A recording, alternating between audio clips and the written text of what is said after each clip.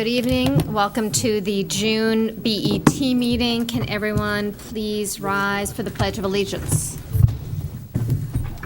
I pledge allegiance to the flag of the United States of America and to the republic for which it stands, one nation, under God, indivisible, with liberty and justice for all. Okay.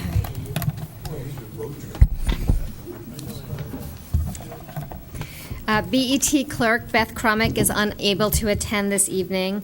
As a result, we will need to designate a temporary clerk for this meeting and for the certification of minutes from this meeting.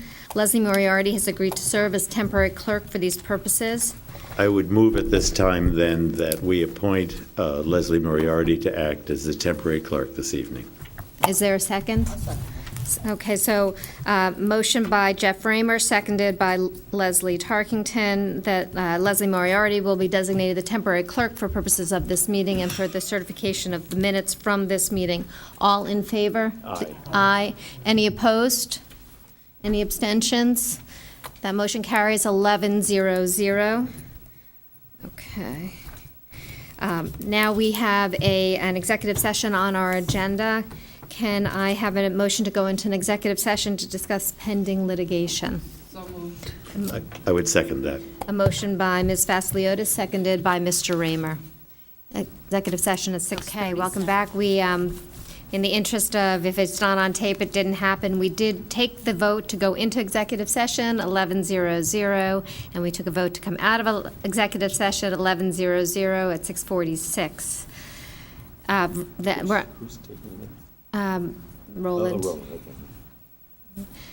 Item 4 on the agenda is request for budget adjustments. There are 6 requests for budget adjustments that I've designated as routine on the recommendation of the Budget Committee. These are detailed on the meeting agenda. Are there any objections to taking these 6 items up as routine? Hearing none, Ms. Moriarty, BET temporary clerk, can you please move these routine items? Yes, so I move the following 6 applications. LA7, Law Department, for $12,000 as a transfer. ED12 from the Board of Education, $100,000 release of conditions. GM2 from GEMS, $2,281,825 release of conditions. FD1 Fire Department, $83,825 release of conditions. HD5 Health Department, $47,600 an allotment for the Shellfish Commission. And PL1 the Perrott Library, $10,000 account transfer. Is there a second for these? Seconded by Ms. Tarkington. Is there any discussion on any of these items? Do you want the Budget Committee? Sure, thank you. Okay, the Budget Committee took up all 6 of these items at our meeting last Tuesday. The Law Committee, $12,000 transfer. We discussed this with the town attorney. They need the transfer to cover additional expenses and office services for items like Westlaw. The vote was 4-0-0 in favor of the transfer. Education 12, ED12 Board of Education, $100,000 release of conditions. The Budget Committee discussed this with the Chief Operating Officer of the Board of Ed. This is the budget for the advanced A&E in the fiscal 18 capital budget was for $550,000. The BET had placed a condition on the $100,000 of the total amount. The Board of Ed has utilized the unconditioned funds and requires the remaining $100,000 for its summer projects. The vote at the Budget Committee was 4-0-0 in favor of the release. GM2 GEMS, $2,281,825, release of the first half of the fiscal 19 budget. The Budget Committee discussed this with the Executive Director and the Financial Director of GEMS. On the unaudited numbers, GEMS finished its fiscal year, which is fiscal 18, with a $329,000 or a 4.6% surplus due to lower overtime costs and lower workers' comp expenses. They indicated they benefited from fewer winter storms, reducing the need to rely on overtime for staffing and coverage, and this puts them in a good position for the upcoming fiscal year. GEMS will present its operation and financial report to the July Board of Health meeting. The Budget Committee voted 4-0-0 to release the conditions on the first half of the GEMS contribution. Fire 1 from the Fire Department on $83,825. It was a release of conditions for the salary upgrades of 4 positions to lieutenant. During our fiscal 19 budget deliberations, the Fire Department requested the funding for this operational change to upgrade 4 positions to lieutenant. Given that the firefighter labor agreement had not yet been finalized, the BET conditioned these funds upon approval of the contract. The new contract is now in effect, thus meeting the condition. So the vote was 4-0-0 in favor of the release of conditions. HD5 from the Health Department, the $47,600 allotment for the Shellfish Commission. The Budget Committee discussed a request with the Chair of the Shellfish Commission.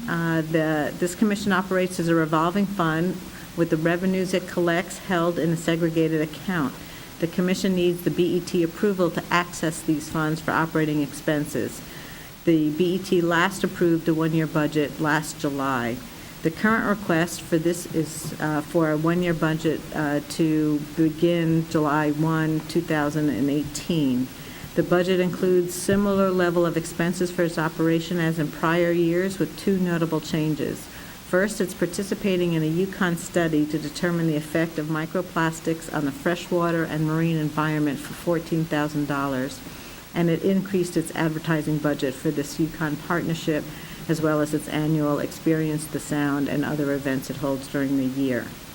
It is expected that for the fiscal 20 budget process, we may move both the Harbor Commission and the Shellfish Commission into the overall town and Board of Ed budget process, and thus we won't need these special actions at different points during the year.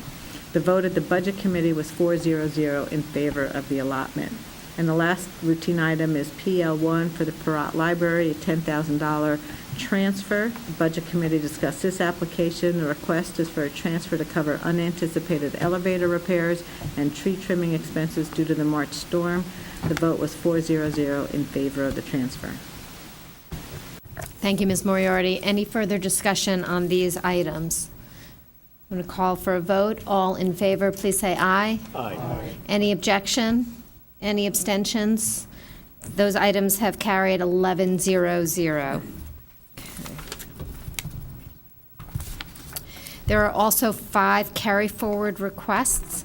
It is my suggestion that we take these 5 items up together. However, if any BET member wants to take up these items separately, please indicate that now. Okay. Seeing no objection to taking them together, Ms. Moriarty, can you please move these items?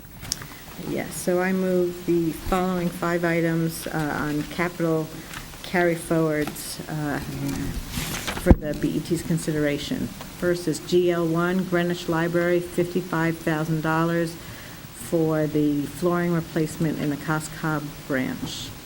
PR1, Parks and Rec, $1,334,000, capital carry forward for the repair of the Greenwich Point Causeway. PR2, Parks and Recreation, $1,500,000, is for dredging the Byram Marina.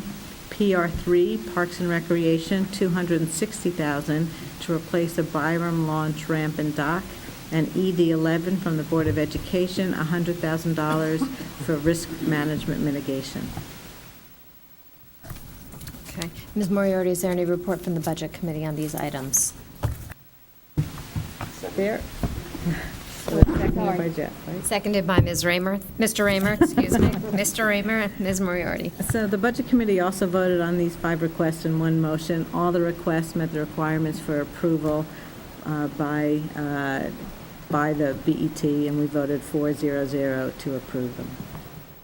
I can make a comment on each one, but the documents speak for themselves. Okay.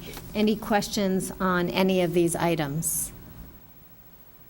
Okay, so hearing no questions, I'll just call for a vote. All in favor of these 5 carry-forward requests, please say aye. Aye. Any objection? Any abstentions? Those items have carried 11-0-0.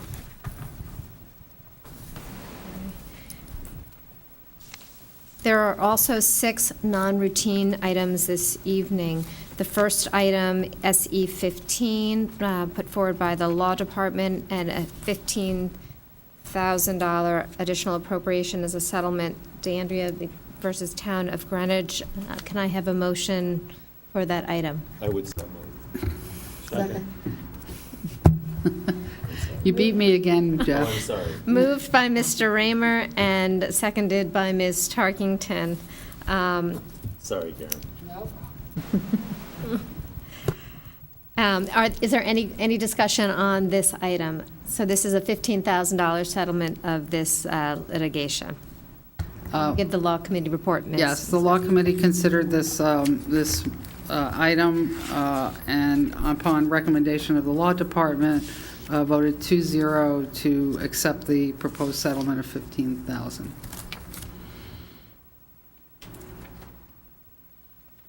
Hearing no further questions, I'll call for a vote on this item. All in favor, please say aye. Aye. Any objection? Any abstentions? That item has carried 11-0-0.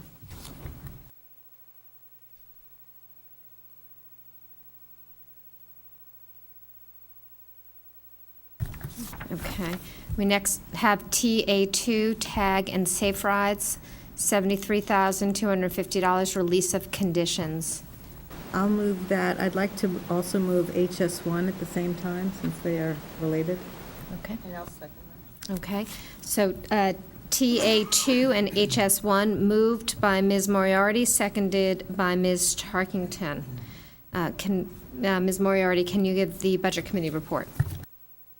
It's very hard switching notes between taking minutes for the meeting and reading my notes on the report. On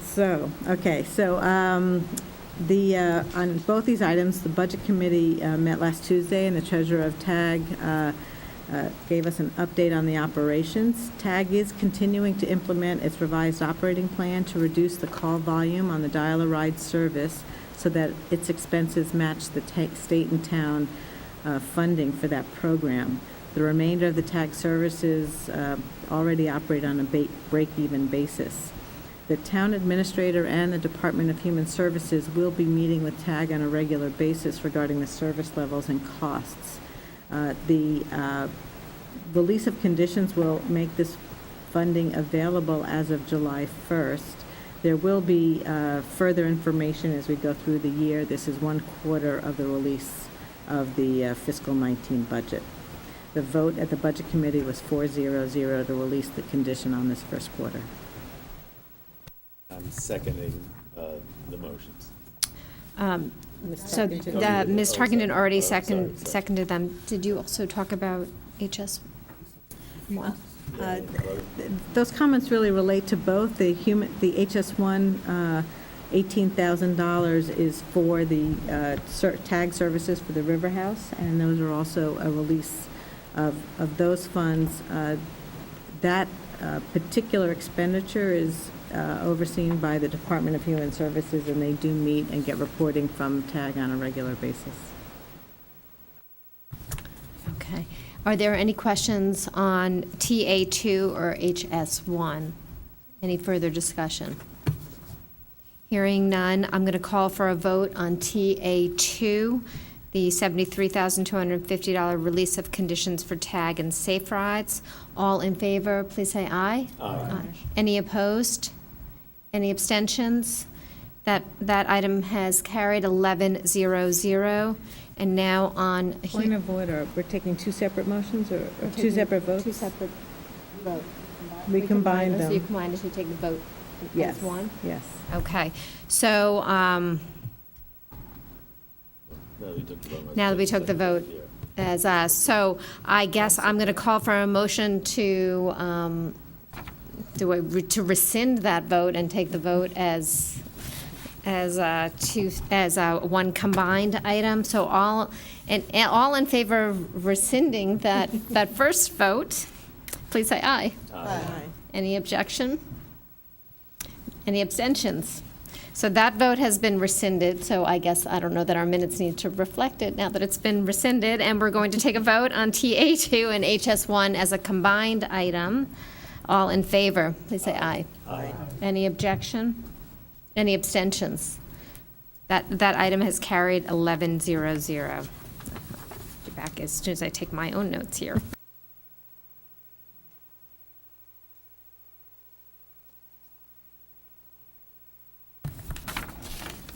Which brings us to HD6 for the Health Department, approval to use $6,500 for office supplies, medical, and surgical equipment. Madam Chairman, Mr. Turner, I would move the approval of HD6 for $6,500. thank you. Moved by Mr. Turner, is there a second?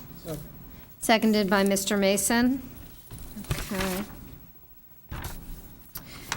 Now, this item, this item did not come for the Budget Committee. However, the Director of the Department of Health is here. If anyone has any questions regarding this item, is there any discussion? Okay. Hearing no questions and no discussion, I'll call for a vote on HD6, approval to use the $6,500. All in favor? Aye. Aye. Any objection? Any abstentions? That item has carried 11-0-0.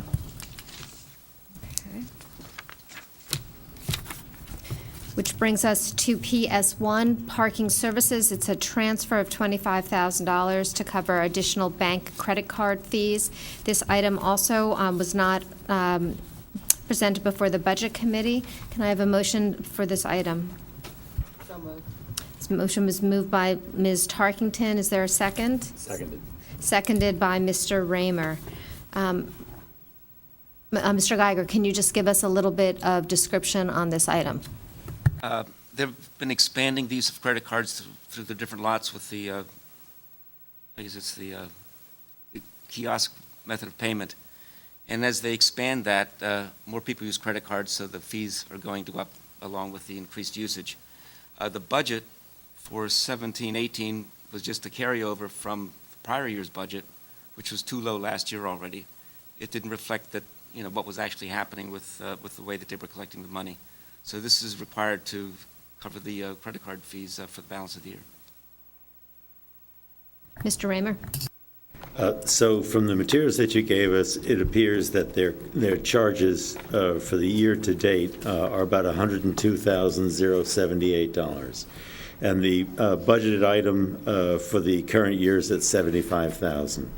On the year to date, is there a lag on the budgeting of this so that, in fact, their figures for the year will be more than the 102? There will be another 10,000. Another 10,000. So it'll run about 112,000. Yes. Which is to say about $35,000 or $37,000 more than budgeted. Do they have the ability to transfer some funds within the major object code? Are there other funds available that they will not be using that they can transfer to cover a part of this? Well, these funds are coming from primarily the salary account. They've had some vacancies there. So they're coming from the 100s to the 200s. So we're being asked to approve a transfer across major object codes. I got you. If the costs are going to run to about 137, I'm sorry, if the cost overrun will run to about 37,000, we're being asked to appropriate the transfer of about 25,000. How does the other 12,000 get covered? Within the major object code. With funds that they have available? Yes. Okay. And then to the question I asked before, that 10,000 will cover the lag? The 25,000 is sufficient to get through the end of the year. And basically 2 months of payments that have to be posted. And lastly, this is a worthwhile venture for us. We're incurring these costs, but the use of the credit cards increases the revenue enough that that's worthwhile for us? It is, and it also goes hand in hand with the cash handling task force recommendations. Okay, thank you. I don't have anything else. Ms. Tarkington? So, may I ask a question, Mr. Geiger, again? She said yes. Mr. Geiger, why are these costs so high? I went back and I looked at the general fund, and I saw that for the whole general fund, these credit card fees or bank fees were only $174,000. That would include Parks and Rec, and I would think other active users of credit cards. Is it possible to go on a townwide program to maybe lower these costs, or is there some reason why the costs would be higher in the parking Well, department?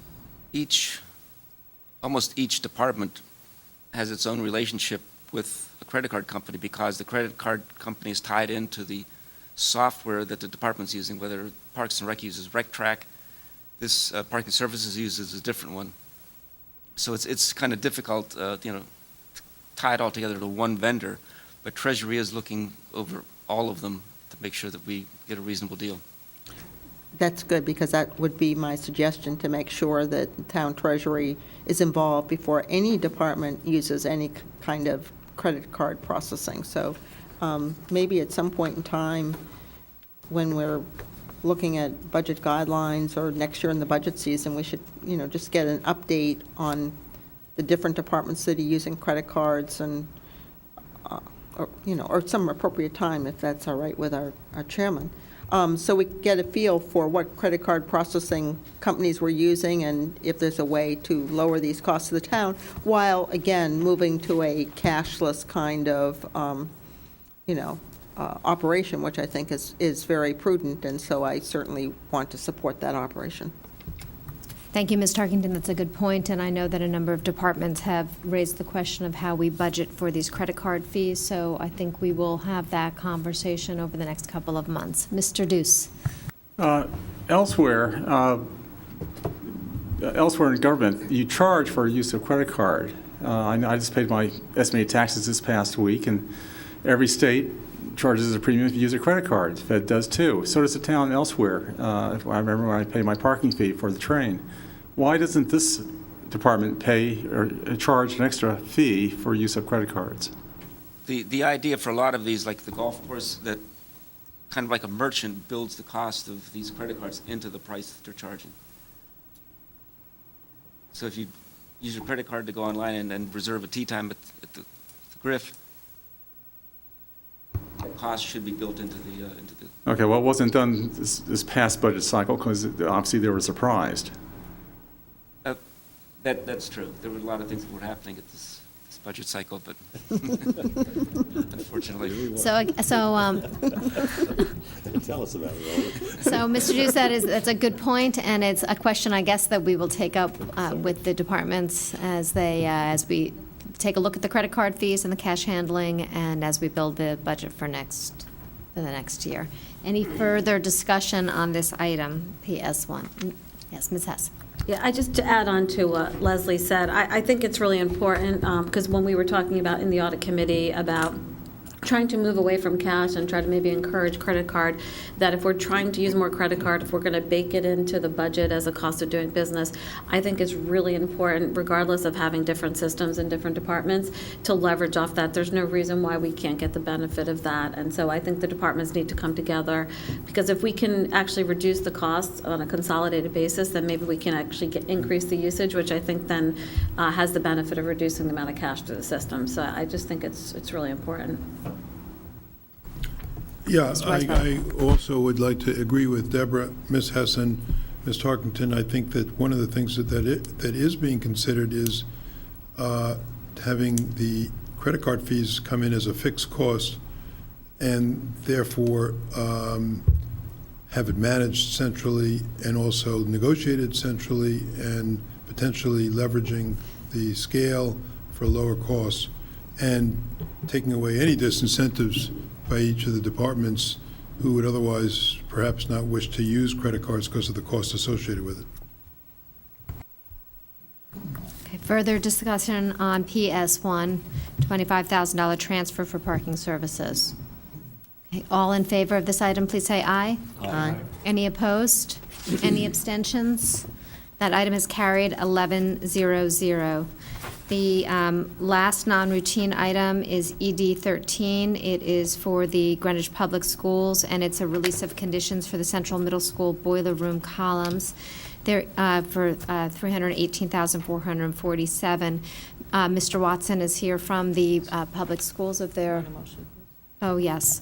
Can I have a motion for this item? I would so move that item. So moved by Mr. Raymer, seconded by Mr. Turner. Mr. Watson is here. Perhaps you could just provide some additional detail or a discussion on this item for the BET members. This came up after the Budget Committee meeting, and so it was not heard by any of the committees.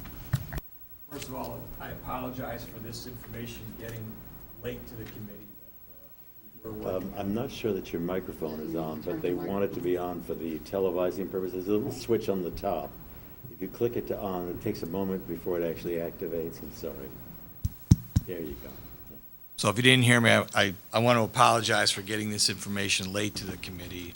We have been working diligently on this particular item. Originally, we had a $1 million line item request in the budget, and that was based on first blush. There's some serious structural items that were brought to our attention. We got a structural engineer involved. His first glance at it was, we have some issues. They did quite a bit of investigation, both reviewing old documentations, and they were able to come up with a less costly fix, although it is just as good as the $1 million fix would have been. Originally, we were prepared to replace all the steel columns in the area that's been compromised. The engineer came up with a fix that is both cost-effective and helps us logistically and schedule. So we went out for bid. The number you see in front of you includes the lowest bidder, who's done this work extensively before. We interviewed them this morning, and as soon as we get the approval, we are going to contract. Any questions on this item? Ms. Tarkington? Yes, Mr. Watkins. I'm thrilled that the cost is a lot less than we had originally budgeted in the Budget Committee, so it's good to see you coming up with an alternative, effective and working out well. But I wondered about the costs of, I'll call it the management of this. I see a construction contingency of 15%. I certainly could understand that for a project that there could be unknowns. But I noticed that there's project management of 8%, and then also construction administration services of about 34%, each using the construction cost as the basis.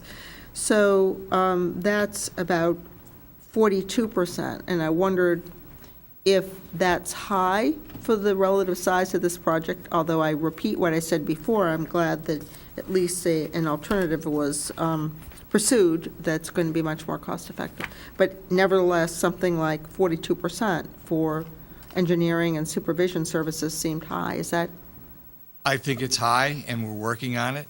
The contingency, I would prefer to leave in there till the last minute. I didn't question the contingency. Okay. I only spoke to the construction administration services engineer and to the project management. I do agree with you that in a project with this kind of scope and perhaps risk changing this, having a 15% contingency is probably prudent. As far as the project management cost goes, this is a project we feel that will probably need our eyes and ears on it pretty closely, rather than just letting the engineer and the contractor work on it. So there will be a BOE assigned person to it. As soon as we get a BOE project manager. Right now, this is a consultant, the McLeod Group. This number's based on what we pay them for a month. Who's the them?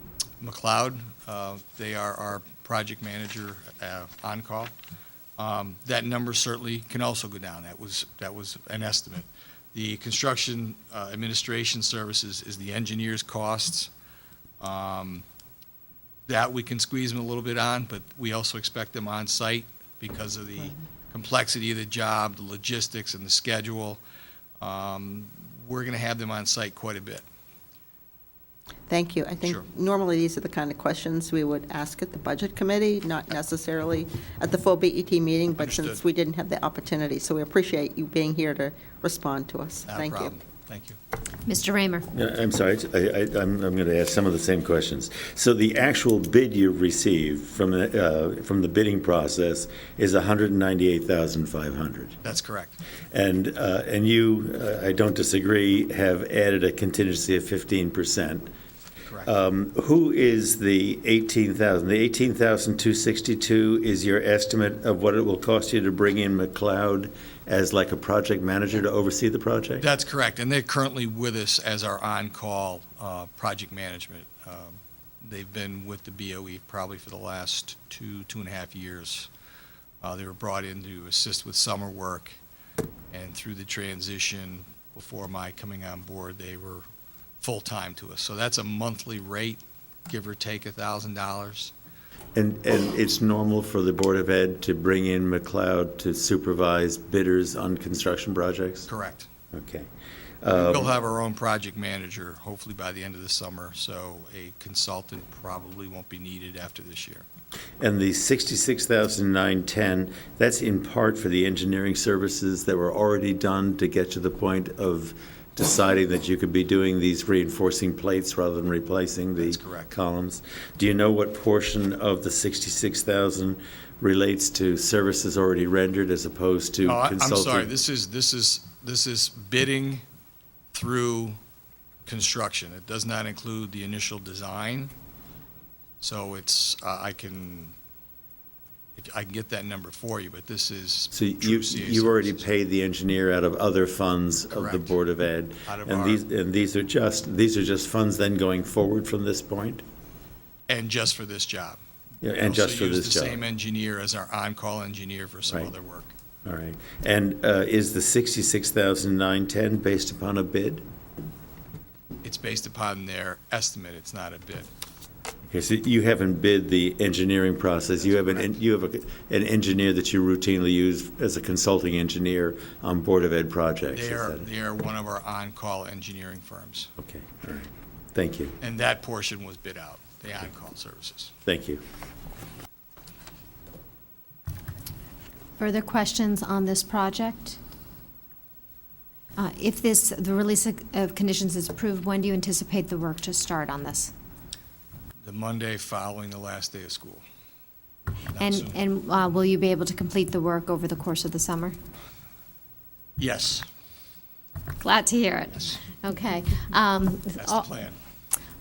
All in favor of ED 13, the release of conditions for the Central Middle School boiler room columns, please say aye. Aye. Any objections? Any abstentions? That item has carried 11-0-0. Thank you for attending tonight. Thank you.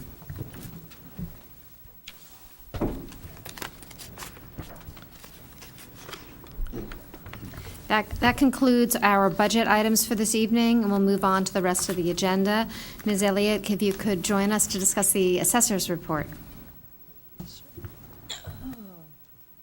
Good evening, Madam Chairman and fellow members of the BET. I'd like to present the June 2018 Assessor's Report. First of all, for tax bills, our vendor quality data, we sent the file to them on Friday. Today, we balanced that file out to make sure that we balanced to the penny. As of tomorrow, we will then be proofing the tax bills. I believe the tax collector, Mr. Richmond, has changed them a bit, so we will be going through and verifying the amounts and to make sure all the information has passed through correctly. Once that is done, they will go into the queue and be printed by our vendor quality data. I would expect them to be printed sometime the end of this week, beginning of next, and they will also then send them out. Okay. In addition, since our last BET meeting, we had 19 tax appeals filed against the 2017 grand list. There were 5 residential, 10 commercial, and 4 personal property appeals. In relation to what is normally in an off revaluation year, we usually get between 20 and 25 appeals. So this is basically pretty par for the course. Okay. Anybody have any questions for me? Mr. Raymer. So did you want to mention the resolution of a few that I see on your chart on page 3? You seem to have resolved 3 residential and 1 commercial from the 2015 grand list, yes? Yep, we actually, in May, we settled 4 residential cases in all and 2 commercial cases. And the one that's outstanding from 2012, that is we have not heard yet. We have tried that case, but we have not gotten a decision from the Superior Court yet. But that has also been tried, and we're just waiting on the court's determination. That's Yeah. the 2012. You case. list 2 cases on the 2012. Yes, it was the same property owner. So it's 2 appeals, it's right. 1 case It was that one was case, tried. right. I had a question in caucus. Let me ask you the question so you have a chance to state it publicly. On the previous page where you're talking about the senior tax relief, actually you call it the local senior program, it was noted to me that on the 2015 qualification, we had 595, which then dropped in the next year to 563, which then dropped in the most recent year behind us to 516. Did you want to speak to that? I think what is happening this year and over the past year, first of all, we are losing a lot of seniors. They are either transferring their property or, unfortunately, some of them are also just passing away. And in addition, this past year, when the stock market and other does well, it has a tendency to push some of these seniors just over our maximum qualifying income. So this year we did have a lot of people who were on the program in the past, but unfortunately because they actually received more dividends and gross income this year, they were pushed over just a bit. The seniors do have the option even to file any year. So if they were pushed off and they were over income this year, they certainly can come in next year and reapply, and we can, if their income qualifies, we can then add them back on to the local program.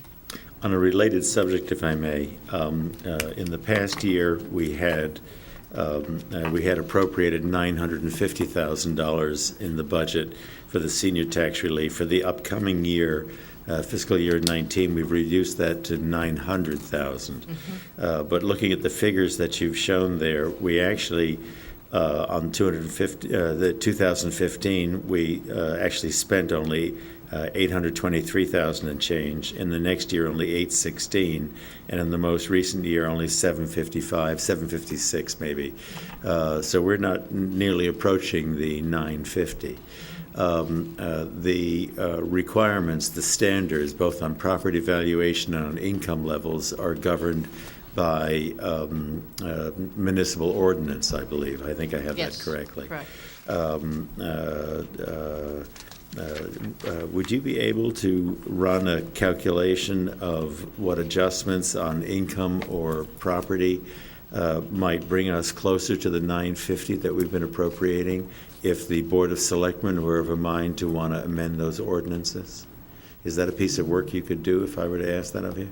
I guess I'm not sure I could, because number one, it depends on what basically happens with the stock market and the economy. I'm not quite sure what's, so there's that issue as to who will or will not qualify.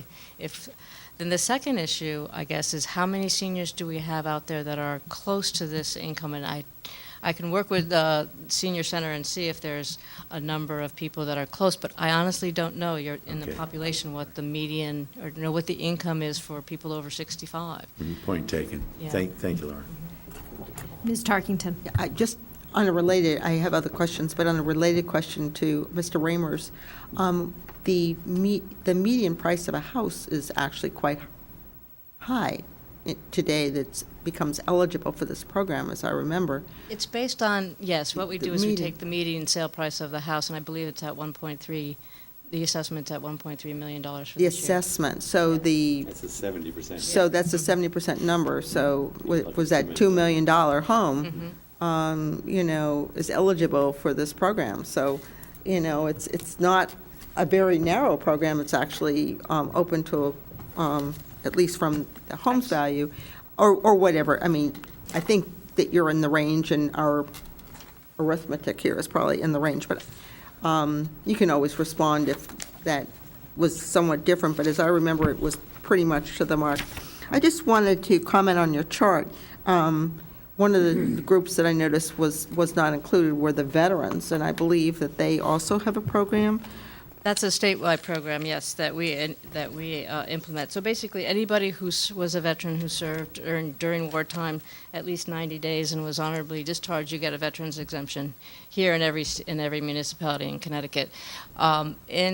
In Greenwich, it's an assessment. It's $12,000 off your assessment. That equates to about $136 in tax relief. To date, we have roughly. We're losing veterans as well. I did a count. On the grand list of 2017, we have 1,338 veterans that are receiving this benefit. When I first started in 2012, 2013, we had 1,806. So maybe we need more wars, is that? Well, I think that just goes to show you the population here. We are losing some of our seniors, and we're also losing some of our veterans as well. And they're just in that age category that they're either moving or selling their properties or are moving on to. So that actually is more dramatic than the other programs that Mr. Raymer was just That was a questioning. loss of 468. The other point I would like to just make, Mr. Raymer brought up the outstanding litigation and the number of appeals. I mean, when you comment, he commented about the 2012 grand list, we're talking about still settling these cases that are really legacy cases from your predecessor, the Ted Gwartney years. So it does go to show how long these things go on and process, because I believe, Ms. Elliott, you've been with us now for 6 years. Yes. So it does show that it, Takes a takes a while. long time. Anyway, I'm ready to move approval of the report oh, no, sorry. Mr. Weisbrot? Since we're focusing on this, do you have any data for 2018 on this local senior program, since we're almost through with 2018? Is it? This is what's going to show up on their July 2018 grant tax bill, this credit here. So we look at things as of October 1st, 2017, and that says the 2017, but it's not until the following tax year that we actually apply these benefits. So even though it says 2017 qualified amount, it's based, Thank you. and it's Thank you. yeah, it's added on the 2018 tax bill. Are there any further questions for Ms. Elliott? Okay, can I have a motion? I'll move that we accept the assessor's report. Second. Okay, a motion to accept the assessor's report moved by Ms. Tarkington and seconded by Mr. Raymer. All in favor? Aye. Any opposed? Any abstentions? That motion has carried 11-0-0. Thank you very much.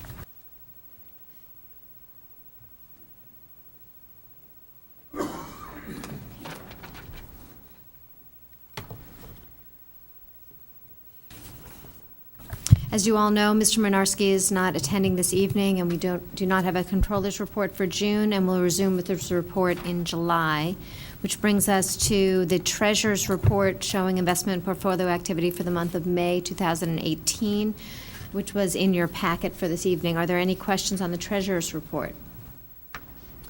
Hearing none, I note that the BET has received the report and will forward it to the audit committee to be filed for review by the outside auditor. Which leads us to BET Standing Committee, Ms. Hess. Just two questions. When you say that you forward it to the audit committee, sitting on the audit committee, I don't remember this item ever actually coming up. So what does that mean that you forward it to the audit committee? And then my second question on that is, it's kind of, since I'm asking, I've always been wondering, why do we give it to the external auditors? I never quite understood why we provide this report every month to the external auditors. So on your first question, it is, I guess they're linked together. One of the questions that I had when I took this over, was some of the processes that I sort of found online, was that since we're not actually certifying to the numbers in the treasurer's report by accepting that report, formally voting to accept it, it raises a question as to whether we're certifying those numbers. So by receiving it, we acknowledge that we have received it, and the audit committee collects it as a technical matter. It doesn't, I don't think, come up in the audit committee, but as a process of material that's being collected that gets referred to the outside auditor. And to answer your second question, I don't know the answer to that, and we can take that up when we meet with the auditor, or ask the auditor that question, whether there's a specific reason. It was just a matter of practice, I guess. Yeah, just from my historical professional experience, I mean, just as part of an audit, they'll look at things, but you don't typically, or, wouldn't typically just forward kind of your monthly cash report. Mr. Mason? The BET used to accept it. I agree with you, Madam Chair. We didn't accept it as in agreeing to the document. We accepted it. We acknowledged that we received it.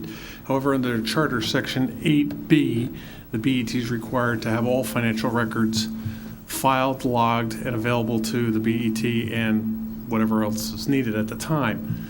So I think what we used to do was say, okay, we got this month's treasurer's report, and we would accept it as more, I would say, acknowledging that we got it, because it is a monthly requirement, and it is a financial record of the town, which, as I say, has to be kept by us in the as per charter.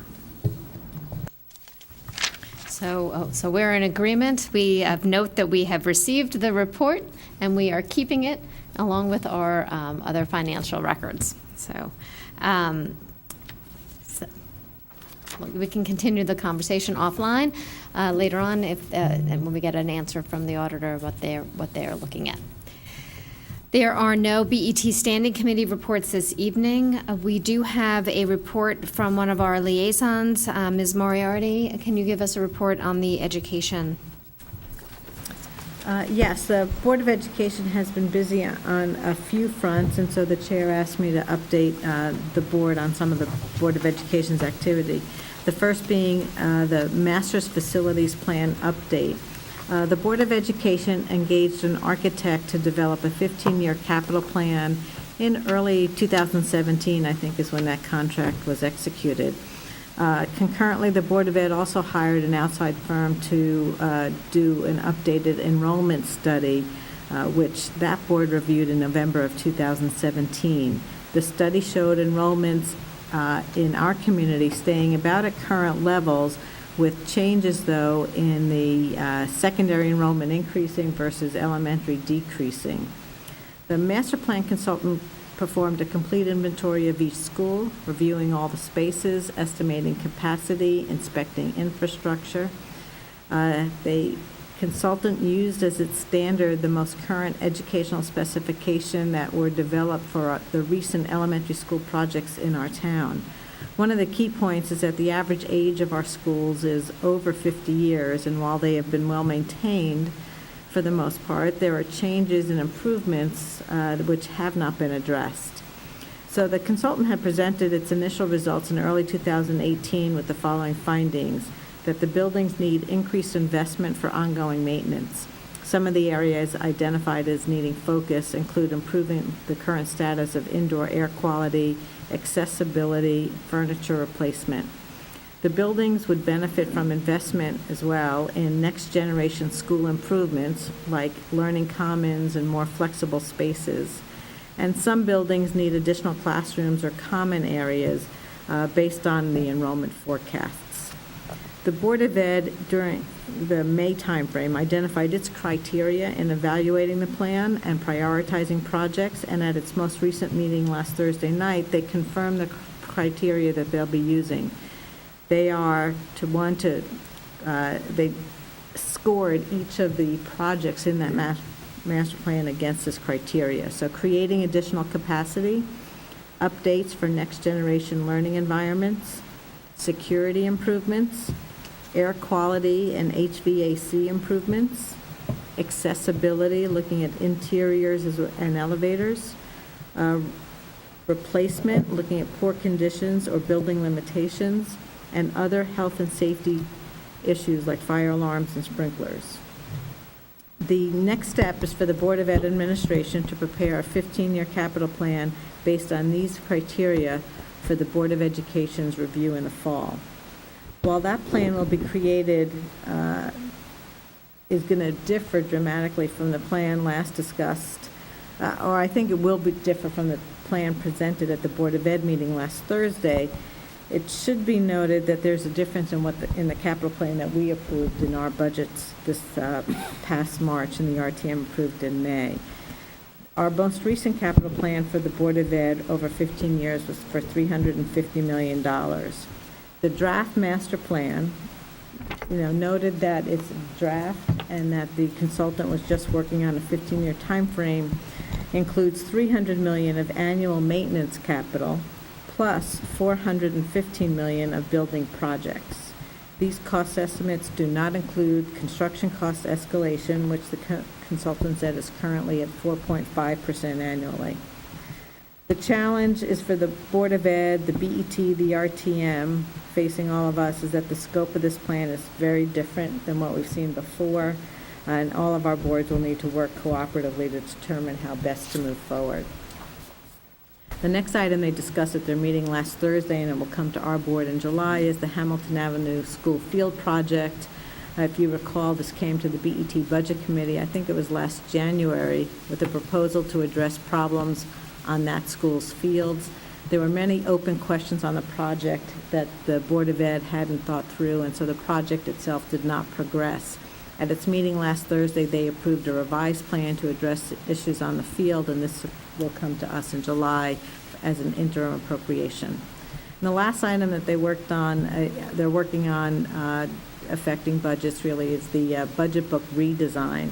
The Board of Ed administration is looking to revamp the budget book to make it more usable for various audiences. It has multiple audiences that book probably doesn't meet the needs of any one of its constituents, but parents, staff, BET, RTM, public at large. It's referencing, the administration is referencing best practices that are identified by the International School Business Officers Association. The Board of Ed has a budget committee itself, and they held a meeting 2 weeks ago. Deborah and I both attended that meeting. They're seeking input from liaisons, both from the BET as well as RTM Finance and RTM Budget Overview Committees, which they indicated they will try to address during its redesign. Some of the comments were having additional information about benchmarking, information on specific programs and their effectiveness, information on staffing that is more understandable how staff is used. So that's a work in progress, and we'll all see how that develops. Thank you. Thank you, Ms. Moriarty. Mr. Drake.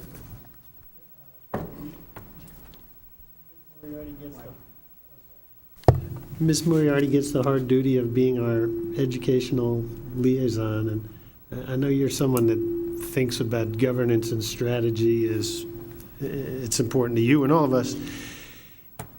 Now that we've lost again our superintendent for the repeatedly, that doesn't look to the citizens like a success. Would you say, it's not your responsibility, but would you say that the Board of Ed, or how is the Board of Ed doing some kind of self-assessment of this major trend, which we have to say is not a success, to bring some remedies to it? How is the BOE approaching this matter? And as you started, I can't speak for the Board of Ed, but some of the observations, attending some of their meetings and talking to individuals, which I'm sure some other members of this board have done, I think the expectation for superintendent is pretty significant in any community. It's probably one of the most difficult jobs, and the average tenure of a superintendent has declined. I think it's now in the 2 to 3 year range nationwide. So expectations of those days when we had Ernie Fleischman for I don't know how many years that's probably not a reality anymore. I think that, people jump to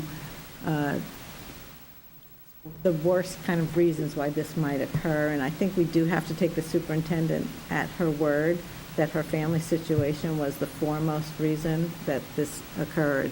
But I think the members on that board are responsible people. They do look at the environment in which they are hiring, the expectations they have. I think I listened to Peter Bernstein on the radio the other day. They have 90 projects on top of the average everyday running of the schools, that the superintendent has laid out a work plan for all those projects and assigned them, but the scope of work is pretty tremendous. So I think they're aware of the challenge. I think you can't solve how difficult that job is, how many different people it reports to. I think the structure of our government is a more challenging government structure than other communities.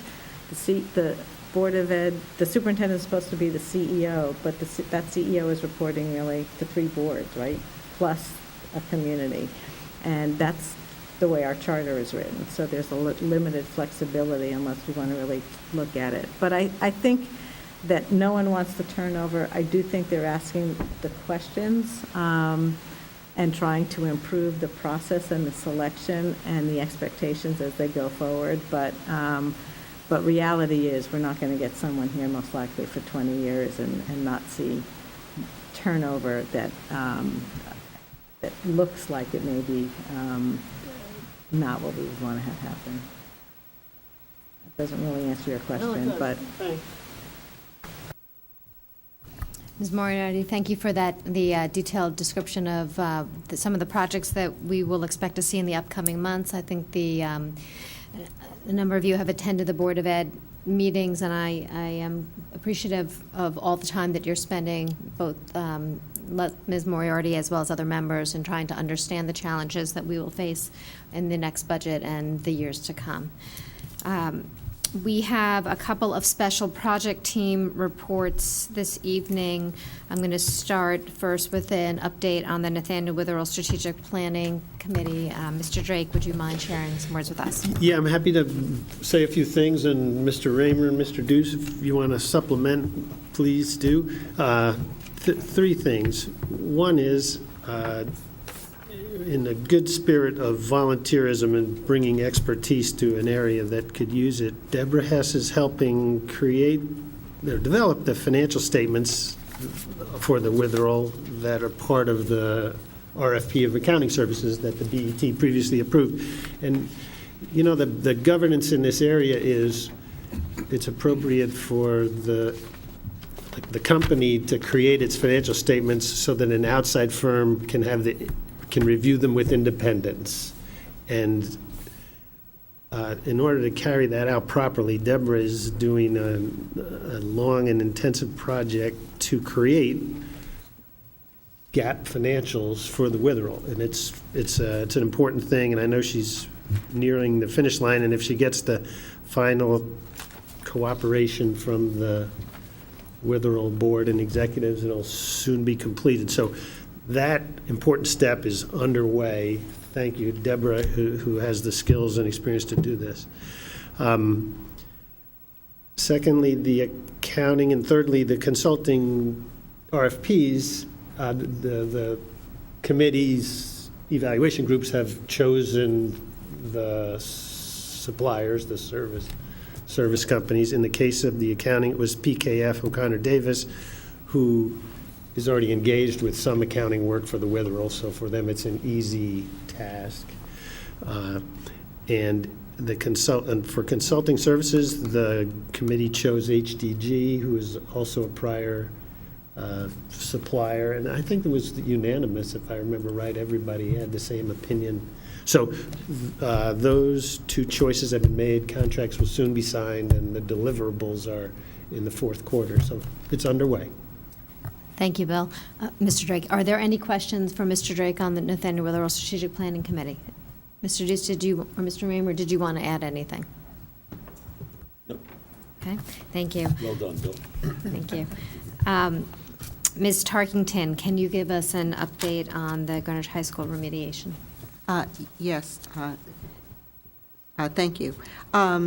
Again, I put together a report that just offers guidance on where we are on the GHS remediation. Many of you, or some of you may be aware, others may not be, that the most recent update was posted in January of this year, and that was called a Winter 2018 Status. There's been no update since that point. This particular report confirms that Greenwich entered the Greenwich High School site into the voluntary remediation program under the Connecticut General Statutes.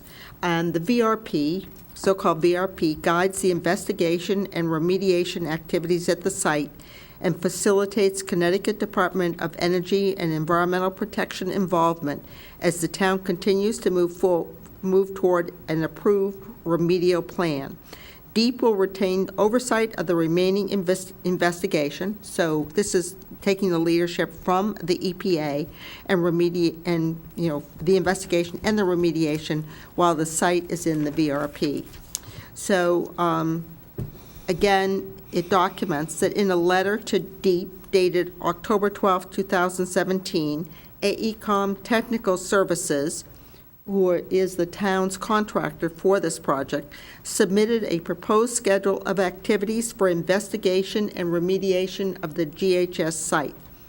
Operating under the VPR, this voluntary remediation plan, and the proposed schedule, AECOM performs hydrogeologic studies and will complete the data gaps investigation. DEEP approves the AECOM work plan, while AECOM coordinates its testing work with school operations. And in addition, of course, it's coordinating with the DPW, et cetera, et cetera. Many people are involved with this, and it's a very coordinated step. The next step in this agreed-upon program is for the preparation of the Site Investigation Report Addendum.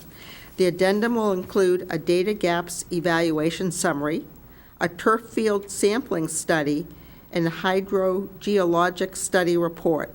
The completion timeframe for the addendum is this October, so a lot of work is now beginning to come to wrapping it up. The revised remedial action plan will be completed thereafter and is expected to be submitted to DEEP in November 2018.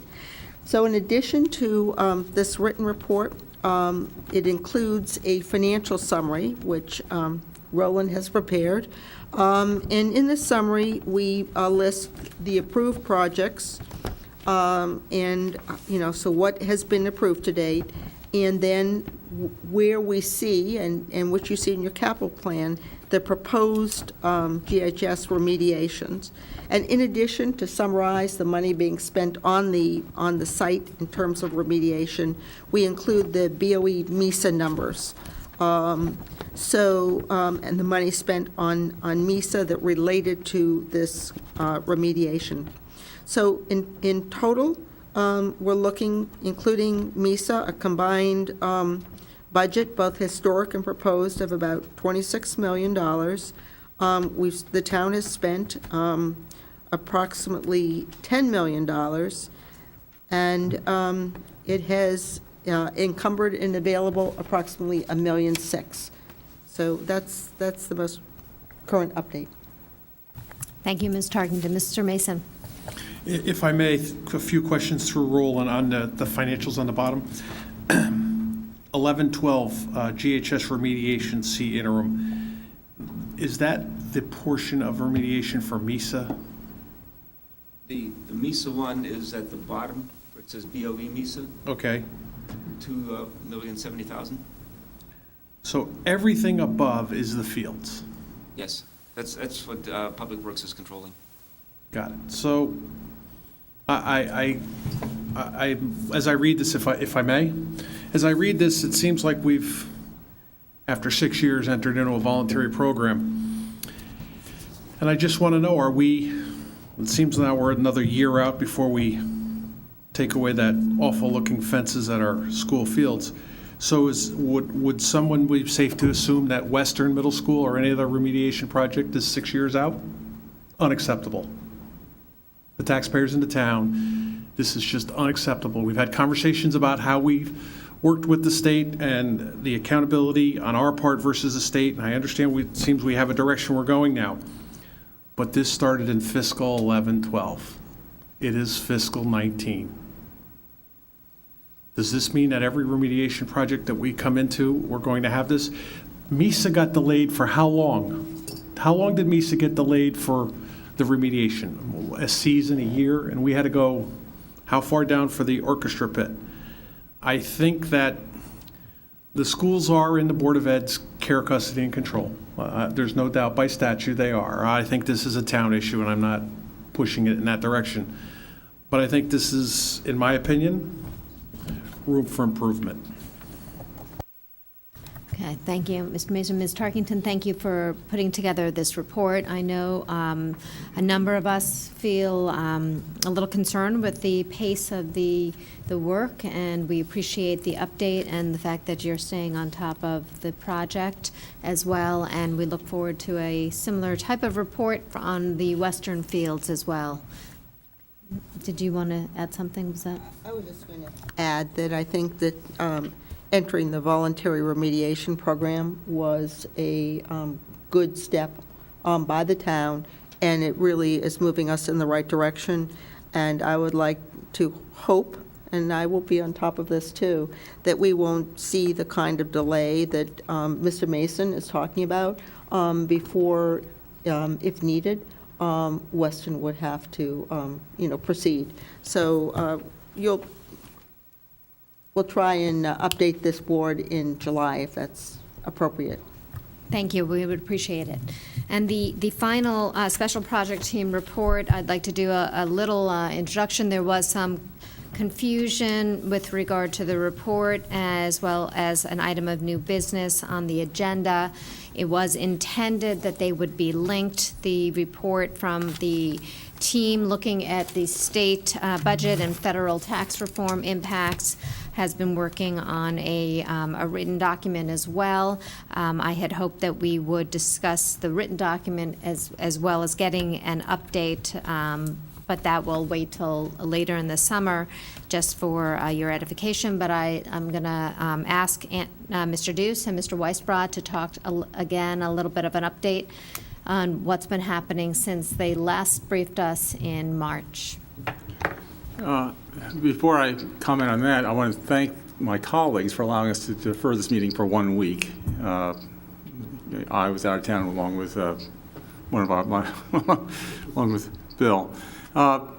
Anyway, the March meeting you referenced was the workshop for the BET, and there we discussed the results of the analysis that David and I prepared in last February on the impact of federal tax reform and the impact of the Connecticut budget crisis on Connecticut, town of Greenwich and the Greenwich residents here.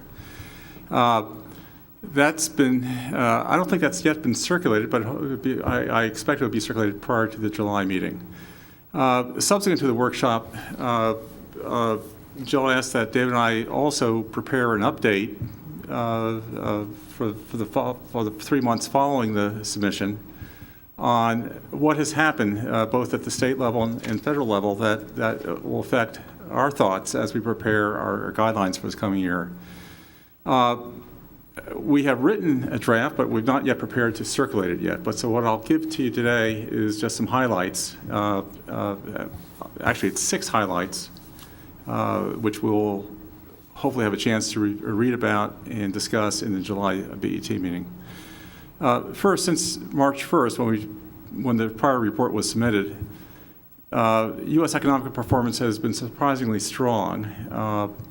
You may recall back in March, the number of 2.9% was bandied about as a break-even growth rate in the U.S. economy to make the federal tax reform a break-even proposition for taxpayers. For many quarters before this year, GNP growth has been lagging below 2%.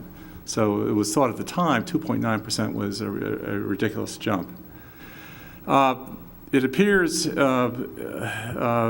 are estimates now for the second quarter GNP or for first quarter GNP of approaching 4%. St. Louis Fed has come out with an estimate of actually 4.8% for for first quarter 2018. So we'll see what happens. I mean, it's looking good, and the question that raises is how sustainable is it? Is it just a one-time pop, or will it decline over time? But if we have higher economic growth nationwide, that's certainly a good basis to proceed. Related to that, we've had a remarkable drop in joblessness here in the U.S. Back in 2008, it reached, well, actually, at the end of 2009, the unemployment rate reached over 10% nationwide. And now it's, on a seasonally adjusted basis, about 3.8%, which is the lowest rate since April of 2000, and one of the lowest rates ever recorded here in the U.S. And the concern is it can't get much lower. In fact, I saw a fact, an assertion that the number of unemployed equals the number of unfilled jobs that are out there. I don't know. I don't have reference for that right now, but that's remarkable. Anyway, again, here the concern continues that this stimulus, as the stimulus wears off and the tax cuts, perhaps it may rise back up again. The second point of good news is U.S. financial markets. When David and I prepared the report on the impact of federal tax reform back in March 1st, the S&P 500 was 2677. Since then, it's risen 3.5% as of today to 2773. With increased growth, you're always concerned about a backing up of interest rates. And interest rates have risen a few basis points since in the last 3 months. The 2-year Treasury has gone from 222 to 255, and the 10-year Treasury has risen from 281 to 293. Still a positively sloped yield curve, but it's a little bit less sloped than it was 3 months ago. There was a underlying the performance of the market has been something that we did not anticipate, but I did not anticipate last March, was the move by proposals by President Trump on trade policy, and that has thrown a big scare into the markets. And some of that, you can measure that by looking at a volatility index. And David, I may defer to you on this one, but it's called the VIX. It's a CBOE volatility index, and it's conveyed by the S&P 500 stock index option prices. And it's sometimes called the fear gauge. And this past year, through the end of May, it had averaged about, its closing value averaged about 18.2. By comparison, for 8 months before that, it averaged about 10.9. Also, for comparison purposes, I think in 2008, it popped up to about 40 or so. David, you may remember, but so anyway, it's not as good as it was before this winter, but it's not as bad as it has been in the past. Third point, economic performance of Connecticut. It's fine and dandy if the United States is doing well, but really, we're pretty interested in how Connecticut's doing, and it's doing better, not as well as the country overall. It was reported last month that for the fourth quarter of 2017, the economy of Connecticut grew 2.4%, which is much healthier than it has been in prior years. One of the unanticipated consequences of federal tax reform has been an increase of tax receipts here collected by the state. You may have seen headlines on that effect about a month ago.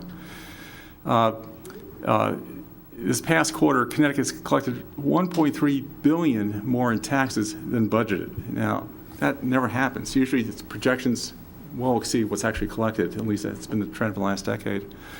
And this is primarily due to timing differences, where because of the new limits on SALT deductibility, state and local tax deductibility, people were accelerating tax payments in anticipation of that this year. Longer term, though, because there have been some changes in definitions of income at the federal level, that will also serve to increase state tax collections.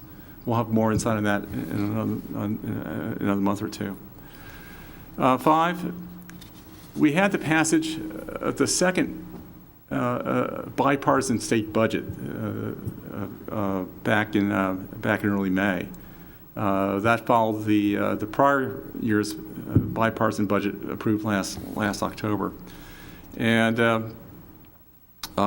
it was signed into law. It basically calls for a general fund increase expenditures of 1.6%, and it was partially offset by a portion of the unanticipated tax revenues. Overall,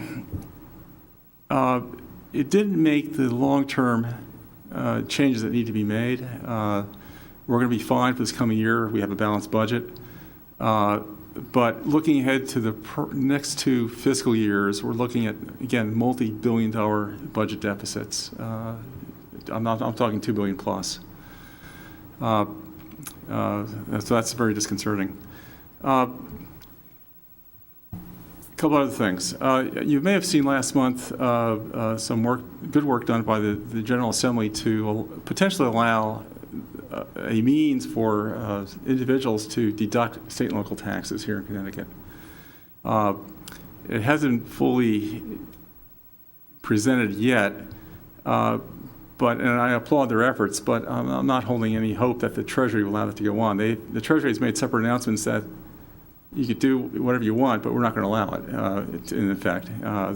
Basically, they've said that they will follow substance over form in terms of the principles here, in terms of any efforts to circumvent the recent tax reform regs. Another thing that's happened since March is the Commission on Fiscal Stability and Economic Growth, which was mandated back in the October budget. It's a bipartisan commission looking for all good ideas on how to turn the state around. They submitted their final report, and I think generally it was applauded for being a very good report in terms of discussing what ails the state. It was not so well applauded for pointing a way to get us out of this mess. I mean, they had lots of good ideas. Some of them are actual, others are not. And it's not yet, I don't think the General Assembly really embraced their proposals. In any event, the Greenwich League of Women Voters has invited both of the chairs of that commission to come to Greenwich, and they'll be speaking at the Cole Auditorium sometime this fall. I don't have the exact date yet, but I'll let you all know when it is scheduled. It should be pretty good. 2 other things. Last March, the state assumed the liabilities for the city of Hartford. That was $543 million. We're a state that's already up against the budget limits, the debt limits, and this was deemed to be necessary to prevent the city from falling into bankruptcy, and they argue there are some advantages to doing that. Others believe, and this is an issue common with these sorts of remedies, that it promotes more of a moral hazard thing. States can be seen to be a backstop to cities and their debt excesses. It might encourage more of it if they believe the state will backstop them. Now, certainly Hartford is a different animal since it's the capital city. And finally, you may recall back in 2008 in a state bond issue, they added a covenant requiring the payment of the underfunding of the pension funds. The state, I think last week, I was away, but I think last week they issued another bond that had another covenant that has some certain requirements that it imposes on the state that sound good, like, balanced budgets and that sort of stuff, but one person has called it a doomsday bond covenant, possibly the worst piece of legislation enacted in Connecticut in the last 50 years. Anyway, I'll have more on that later, but it's, on the whole, I'd say I'm relatively encouraged by recent developments, both in bigger markets and also the surplus, the excess tax collections at the state. But we're not out of the woods, and I think basically we're looking at some issues that will continue to be with us for many, many years. So I hope to have hard copy. By the way, David, I didn't mean to monopolize the discussion, but David and I hope to have some hard copy to everyone on this later this summer. No, I would only like to commend Andy for the dedication he's given to this whole task, and the work he's done is really his work, and which I think is really remarkable. And so it's been a personal pleasure to work with you on this, but it's your work, and I support it and agree with it.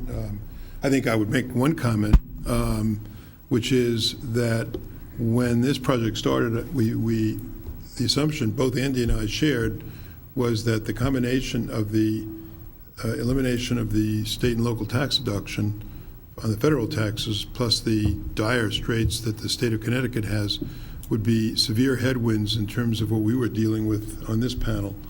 And while I think that those headwinds still exist, I would say that there has been, as we've adjusted to this, perhaps a little abatement of the headwind, or maybe, I don't mean to say that Andy's report was rosy, but there are certain positive things that have occurred over the last 6 months or so since the legislation passed in Washington.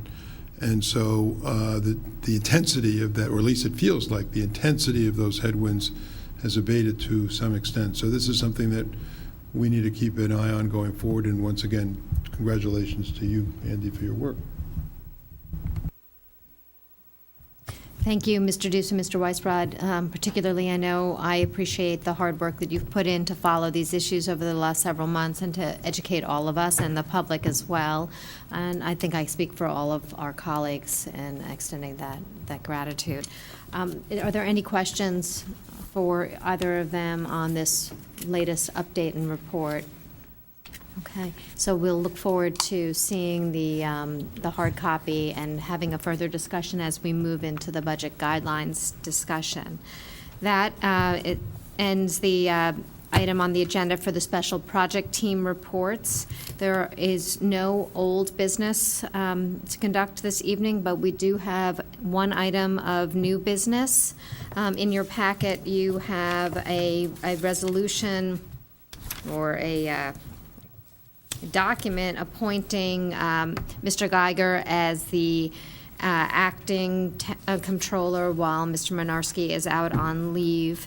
The charter provides that when any controller shall, in the opinion of the BET, by reason of illness, disability, or disability, become unable to discharge the duties of his office, the board may appoint some suitable person acting controller at such compensation as the board may fix. This document and the vote that we will take on it suggests that we find Mr. Geiger to be a suitable person to perform these services and recommends a stipend equal to $500 per week for his services. We anticipate that Mr. Menarski will be back full-time in the job sometime in July. And Mr. Geiger, thank you for agreeing to step forward and cover us during these few weeks. Does anyone have any questions about this appointment as acting controller? So we require a motion. I would move this resolution. Second. Okay, so the motion to appoint Mr. Geiger as acting controller, effective as of June 11th, 2018, was moved by Mr. Raymer and seconded by Mr. Turner. Okay, so just some pertinent facts, which I didn't recite. So the appointment is effective as of June 11th, and it will terminate by its terms when Mr. Menarski resumes his duties, either in a full-time or part-time capacity. There's no further action required on the part of the BET to terminate this appointment as acting controller, and the compensation shall be $500 per week, prorated for the number of days actually served, and including any federal holidays as applicable. Can I have, I guess, all in favor, please say aye. Aye. Any opposed? Any abstentions? That motion has passed 11-0-0. Thank you, Mr. Geiger, again, for serving. The, That's right. I'm not sure he did. Yes. And Mr. Geiger joins us in wishing Mr. Menarski a speedy return. He says it very emphatically. So the second item on the agenda for new business was the item that we just discussed under the special project team report, so there's no need to take up anything on that, which brings me to the chair's report. And I just have a couple, yes, Mr. Drake? Just before you get to the chair's report, I just wanted to say that for the last hour and a half, the Republicans have been in the majority on the BET, which just gives me a really warm feeling. I'm sure it gives you all a warm feeling and can provide a great model for the future when we deal with all kinds of issues. So we want the Democrats to know from the Republicans that if you find it necessary to be absent for any reason of importance or even reasons of no importance, we're very tolerant in this matter. Well, Mr. Drake, thank you so much for pointing that out. And I am compelled to comment that since this is a bipartisan board and we've been so happy with all of the work that's been presented this evening, which I was going to get to in my chair's remarks, so I'll start off with that point. Lest anyone think that the work of the BET concludes when the budget is passed, as you can see from this month's meeting and the reports on the special project teams, the liaison reports, and the other reports that your BET is hard at work on any number of important issues to this town. I'd like to thank each one of you for your dedication over and your collegiality over the last couple of months, series of months, to get so much accomplished with such dedication, diligence, and real intelligence that will inform both what we accomplished last month, but what we are going to accomplish in the next year. This is really as Mr. Weisbrot said, a remarkable team, and I'm pleased to be part of it, but I'd really like to thank you for all of your hard work so far, and I know the work continues over the summer, and also thank the staff who are supporting us in this effort. If any other any other Democratic member would like to comment on Mr. Drake's comments, I will open that up at the end. But in the interim, just a couple of announcements. The BET Budget Committee meeting was moved from July 10th to July 12th at 4 p.m. Please mark your calendars accordingly. In addition, the BET July meeting has been changed to the same date, July 16th, but a slightly earlier time to 4:30 on July 16th, but please hold that evening in full. You want to say why? No. No. Okay. For I don't know what number of years in a row, the CAFR has received a Certificate of Achievement for Excellence in Financial Reporting. I'm just going to make note of it because we did receive the letter. I'd like to congratulate the Finance Department, our Comptroller and our Acting Comptroller for all their hard work, but we'll bring this up again at the July meeting when I hope Mr. Menarski will be in attendance and have an official celebration of the excellent work that the Finance Department does. But I did want to let you know of that as soon as I heard. And the last item that I have is that the summer solstice is approaching, and I hope all of you get some time off in between all of your dedication and hard work to enjoy the beautiful weather. We do have a meeting in July, and we're chock full until then. Is there any? Time change on that meeting too. The July meeting starts at 4:30 p.m. Is that the meeting you're referring to? Yes. The July meeting starts at 4:30. The last item on our agenda this evening is approval of the BET meeting minutes. You've all received draft minutes from the May 21st, 2018 regular meeting of the BET. Any proposed changes to these minutes? Move that we approve. So with no changes, we have a motion to approve the minutes from Ms. Tarkington, seconded by Mr. Raymer. All in favor? Aye. Any opposed? Any abstentions? Those minutes have been approved, 11-0-0. And I've lost my last page of notes, but I believe we have, need a motion to adjourn. So moved. Second. Wait a minute. Question on your motion. If we don't vote to adjourn, you can't leave. Remember what Mr. Drake was saying? That All right, well- wait. I'm moving to adjourn. And I am seconding Stay it. in the majority. Oh, no wonder it was over my head. Okay. This Republican is moving to adjourn. Diplomatic protests from the San Juan Islands. Motion by Ms. Vasiliotis, second by Mr. Deuce. We are adjourned at 8:16 PM. Thank you very much.